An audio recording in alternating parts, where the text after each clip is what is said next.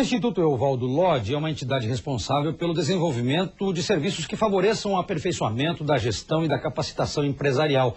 E hoje aqui no Economia News eu recebo o superintendente do IEL, o Instituto Eovaldo Lodge, Natalino Ugione. Natalino, seja bem-vindo ao Economia News desta quinta-feira. Um trabalho que é desenvolvido pelo Instituto e já está sendo reconhecido é o programa de estágio que vocês têm desenvolvido aqui no estado de Santa Catarina, principalmente. Como é que ele está funcionando hoje, Natalino? Boa noite. Boa noite, Ed. Uma satisfação voltar a conversar com você e com o seu público. O programa de estágio que o IEL passou a implementar muito forte como ator, como agente de integração de estágio desde 2005, vem melhorando a cada ano. Várias práticas que nós implementamos que têm contribuído para a melhoria da qualidade do estágio em Santa Catarina. Isso é bom para todas as partes envolvidas na prática de estágio. O estágio é uma atividade que envolve as instituições de ensino que preparam os estudantes, as empresas que oferecem as vagas para esses estudantes e os próprios estudantes que participam deste processo. E é um processo, é uma atividade que, se bem executada, traz ganhos para todas as partes envolvidas. Então, a nossa bandeira é de um bom programa de gestão de estágio para que seja usado conforme as recomendações legais e beneficie a todos aqueles que dele participam. Você acredita, Natalino, que ao longo desse tempo, alguns paradigmas relacionados ao estágio, aos programas de estágio instituídos no Brasil, estão sendo quebrados? Eu pergunto isso porque alguns setores alguns ainda são contra a prática do estágio, né? Nenhuma dúvida em relação a isso, Ed, porque nós tínhamos até 2008 uma legislação bastante antiga, que gerava muitos questionamentos, muitas dúvidas, muita insegurança por parte das empresas. Muitas empresas deixavam de oferecer vagas de estágios pela insegurança em relação àquilo que era possível ou não. E a partir, então, da lei que atualmente rege a prática de estágio, esses pontos foram esclarecidos e muitas empresas passaram a ver o estágio de forma diferente, oferecer oportunidades para os estudantes e mais, Ed, se valer da prática do estágio como forma de preparar os seus futuros talentos. Formação, né? Formação mesmo. Exatamente, até porque a prática de estágio, o estágio é uma atividade pedagógica. Exato. O aluno ainda está em formação. Então, ora, se a empresa recebe esses estudantes que ainda não têm vícios, que ainda não têm hábitos adquiridos com tempo de trabalho naquela organização, ela tem condições de moldar esses estudantes como seus futuros profissionais, quer dizer, incutindo neles a cultura, a disciplina, enfim, os valores que ela requer dos seus futuros profissionais. E as empresas que têm bons programas de estágio implementados acabam integralizando uma boa parte desses estagiários. Quer dizer, ela investe nesse período de estágio como uma forma de blindar um pouco aquela falta dos profissionais qualificados que hoje muitos setores enfrentam. O IEL já conseguiu medir qual é o índice aqui em Santa Catarina, pelo menos, o Natalino, de incorporação desses estagiários no mercado de trabalho, naquelas empresas às quais eles prestaram estágio? Sim, e esse é um indicador importante para nós como parte do processo, né? Indica que quanto maior o índice de absorção desses estagiários, melhor é o processo de seleção e de acompanhamento desses estágios. Então, na média, Ed, gira em torno de 50%. Agora, vamos separar que tem empresas que absorvem mais do que isso. Tem empresas que absorvem 80%, 90% dos estagiários que fazem parte dos seus programas de estágio. É aquilo que eu falei. Quanto melhor estruturado o programa de gestão de estágio, maior é o índice de aproveitamento por parte das empresas, porque as empresas investem nesse período como forma de reter esses talentos para o seu quadro de colaboradores futuros. E o grau de interesse por parte dos estagiários, ou seja, daquelas pessoas que hoje estão na universidade, estão no ensino médio, enfim, querem entrar no mercado de trabalho, qual é o grau de interesse deles em realmente procurar um instituto como o IEL ou qualquer outra empresa que faça essa intermediação de estágio para se incorporar numa empresa? Nós temos um grupo de estudantes que se mantêm muito interessados, que procuram e que buscam. Agora, normalmente nós temos mais vagas oferecidas do que estudantes interessados. Então, hoje, nosso número gira em torno de 400 a 450 vagas abertas. Não é interessante divulgar esse número, dizer que tem 450 vagas abertas. A gente quer ter essas vagas fechadas. Claro. Significa que nós precisamos que os estudantes continuem demonstrando interesse, investindo em si próprio e, claro, procurando as vagas que são oferecidas, aquelas que lhes atraem.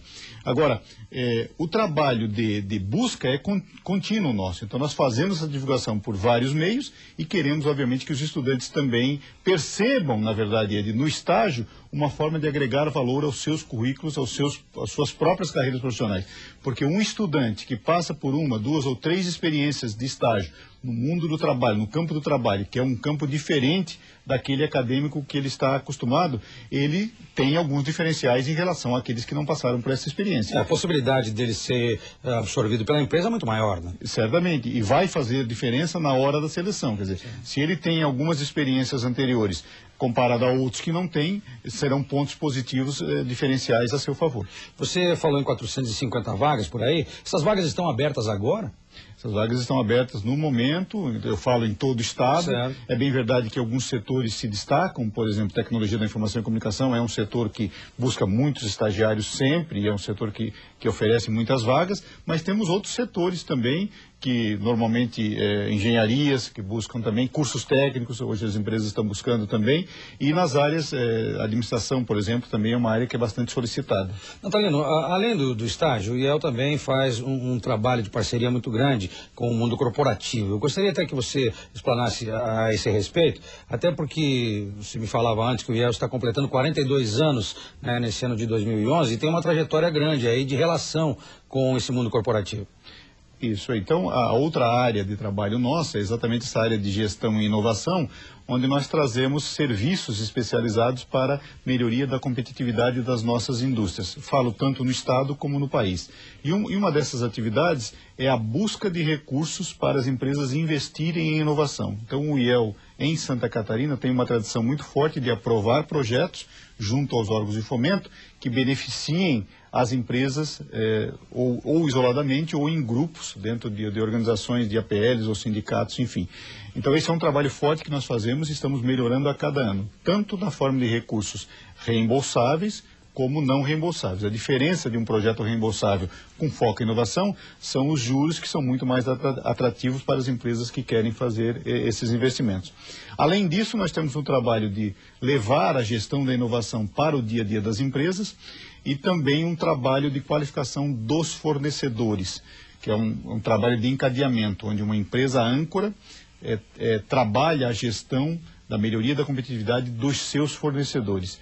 E, paralelo a isso, nós oferecemos também capacitações, cursos de especialização em elaboração de projetos, em gerenciamento de projetos e em gestão da inovação. Agora, Natalino, me chama a atenção quando se fala nesse trabalho desenvolvido, não só pelo IEL, mas também por outros organismos, quando se trata da busca de recursos para projetos de inovação. Uhum. E é fato que tanto o governo federal quanto outros órgãos que hoje liberam recursos, o próprio BNDES, liberam recursos para investimentos em inovação, o governo principalmente divulga muito que há muitos recursos disponíveis, mas há pouca procura ou há poucos projetos bons sendo apresentados para que esse dinheiro saia dos cofres do Tesouro. Você nota que há essa dificuldade por parte do setor empresarial hoje de se buscar bons projetos ou pelo menos se apresentar bons projetos para a captação de recursos nesses bancos de fomento? Ed, você abordou a essência exatamente desta relação entre a necessidade das empresas e a oferta de recursos por parte dos órgãos públicos. O que acontece em boa parte dos casos? As empresas não estão ainda totalmente preparadas para formular as suas ideias. E o entendimento do que é a inovação, de que objetos seriam passíveis de receber aqueles recursos. O que eu quero dizer é o seguinte: recursos não reembolsáveis são para desenvolvimento de pesquisa, são para desenvolvimento de pilotos, são para desenvolvimento de testes, de primeira geração daquele produto. E não é raro, às vezes, de que as empresas nos procuram dizendo o seguinte: desenvolvemos uma inovação, agora gostaríamos de um recurso não reembolsável. E o recurso não reembolsável é exatamente para aquilo. Claro. Então, entra o nosso pessoal técnico exatamente explicando esses detalhes, e aí nós percebemos, quanto mais a empresa conhece isso em termos de capacitação das suas equipes, mais ela aumenta as suas chances de captar esses recursos, de aprovar esses projetos. Então, este é um ponto. Uma outra dificuldade também é a dificuldade de formular a ideia. O que é isso? Escrever mesmo, porque para você aprovar um projeto, você tem que colocar as ideias dos técnicos ou da equipe daquela empresa no papel, na linha do que os órgãos de fomento vão analisar e vão aprovar ou não. Quer dizer, quanto melhor escrito estiver este projeto e quanto mais respaldo em termos de atuação histórico de investimentos e desenvolvimento de inovação por parte da empresa, maiores são as suas chances de aprovar esses projetos e captar esses recursos. Então, a equipe do IEL aqui em Santa Catarina tem tido bons resultados exatamente pela experiência acumulada ao longo dos anos nesse processo de elaboração. Então, quando nós interagimos com as empresas e buscamos essas informações na maior riqueza de detalhes possível, é justamente porque nós sabemos que os órgãos de fomento vão analisar com aqueles olhos e nós queremos, mais do que as empresas, aprovar esses recursos, porque são recursos que vão beneficiar a economia catarinense, o nosso estado como um todo. Natalino, muito obrigado por sua entrevista. O Economia News desta quinta-feira está terminando, nós voltamos amanhã às 7h30. Record News, jornalismo 24 horas de plantão.